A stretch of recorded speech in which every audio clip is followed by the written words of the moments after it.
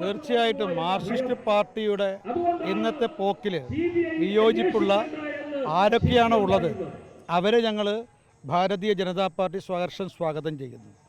G Sudhakaran അദ്ദേഹം ഞങ്ങളുടെ രാഷ്ട്രീയ പ്രതിയോഗിയായിരിക്കാം, പക്ഷേ അദ്ദേഹം ഒരു മൂല്യങ്ങൾ ജീവിതത്തിലും അതുപോലെ പൊതുപ്രവർത്തനത്തിലും നിലനിർത്തുന്ന ഒരു നേതാവായിട്ടാണ് ഞങ്ങൾ കാണുന്നത്.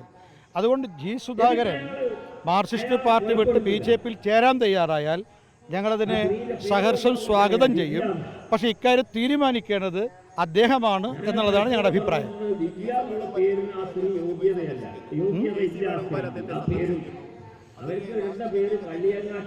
അല്ല, അതിനെക്കുറിച്ച് എനിക്കറിയില്ല. KC വേണുഗോപാൽ എന്തടിസ്ഥാനത്തിലാണ് ജി സുധാകരനെ സന്ദർശിച്ചത് എന്ന് ഞങ്ങൾക്കറിയില്ല. പക്ഷേ മാർക്സിസ്റ്റ് പാർട്ടിയിൽ നിന്ന് നല്ല മൂല്യങ്ങളുള്ള നേതാക്കന്മാർ ഇപ്പം ഭാരതീയ ജനതാ പാർട്ടിയിലേക്കാണ് വരുന്നത്. കാരണം മാർക്സിസ്റ്റ് പാർട്ടിയിൽ നിന്ന് കോൺഗ്രസിലേക്ക് പോകുക എന്ന് പറയുന്നത് അതൊരു നല്ല ലക്ഷണമല്ല.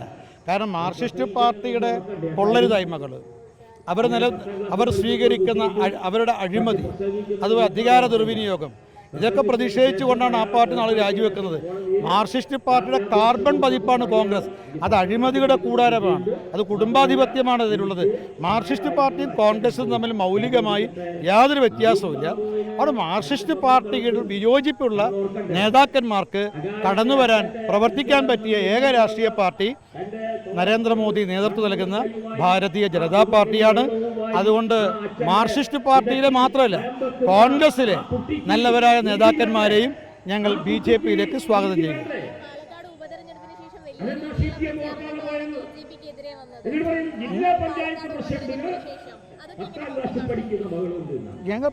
ഞങ്ങൾ ഉപതെരഞ്ഞെടുപ്പിൽ BJPക്ക് വലിയ പോറലൊന്നും വെച്ചിട്ടില്ല.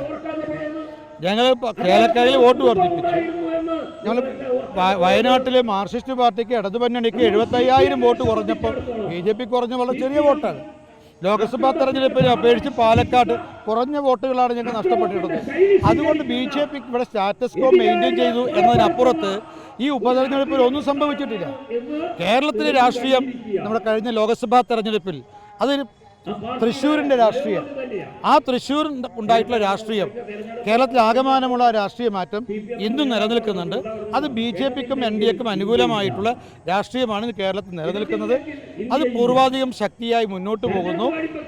അടുത്ത 2025-ലും 2026-ലും നടക്കുന്ന പ്രാദേശിക തെരഞ്ഞെടുപ്പ്, നിയമസഭാ തെരഞ്ഞെടുപ്പിൽ ആ പുതിയ രാഷ്ട്രീയത്തിൻ്റെ മൂർത്തമായ രൂപം നമ്മൾ കാണും.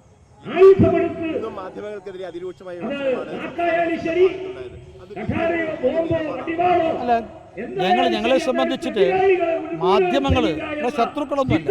പക്ഷേ മാധ്യമങ്ങളും സത്യസന്ധമായി നിഷ്പക്ഷമായിട്ട് റിപ്പോർട്ടിംഗ് നടക്കാൻ തയ്യാറാകണം. അതിനെതിരായി വരുന്ന സമയത്താണ് ചില പ്രതിഷേധങ്ങൾ ഉണ്ടാകുന്നത്. അതായത് മാധ്യമ പ്രവർത്തകരോട് ഞങ്ങൾക്ക് ശത്രുതയൊന്നുമില്ല.